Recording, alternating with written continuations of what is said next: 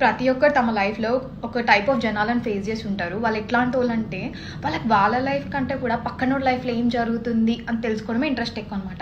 మనకు తెలవకుండానే మనం ఇట్లాంటి జనాలను చిన్నప్పటి నుంచి ఫేస్ చేస్తుంటాం. లిటరల్లీ మనం స్కూల్‌లో ఉన్నప్పుడు కూడా ఎయిదర్ అమ్మాయి ఆర్ అబ్బాయి ఎట్లా అంటే వాళ్ళకొచ్చిన మార్క్స్ కంటే మనకొచ్చిన మార్క్స్ పైనే ఇంట్రెస్ట్ ఎక్కువ. టీచర్ పేపర్ ఇచ్చినప్పుడు వాళ్ళ పేపర్ వాళ్ళు చూసుకోరు. మనకెంతొచ్చింది, వాళ్ళకంటే మనకి ఎక్కువొచ్చిందా రాలేదా అట్లా చూసుకుంటారు. ఇట్లాంటి పీపుల్‌ని మనం చిన్నప్పటి నుంచి ప్రతి ఒక్క స్టేజ్లో ఫేస్ చేసుకుంటూనే వస్తాం. ఈవెన్ కాలేజ్ టైమ్స్లో కూడా అంతే. ఎట్లుంటుందంటే కాలేజ్లో కూడా ఇప్పుడు నేను ఒక డ్రెస్ వేసుకొని రెడీ అయిపోయినా అనుకో, ఎవరైనా పొగిడితే వాళ్ళు తట్టుకోలేరు అనమాట. సేమ్ అట్లాంటి డ్రెస్సే కాపీ కొడతారు మళ్ళీ. ఈవెన్ డ్రెస్ అనే కదా, ఇప్పుడు నేను ఒక హెయిర్ కట్ చేసుకున్నాను అనుకో, అంతే next day same hair cut చేసుకుంటారు. నేను ఇప్పుడు మాట్లాడే మాటలలో కొన్ని ఊత పదాలు వాడతాను, నాకు చైల్డ్హుడ్ నుంచి అలవాటు.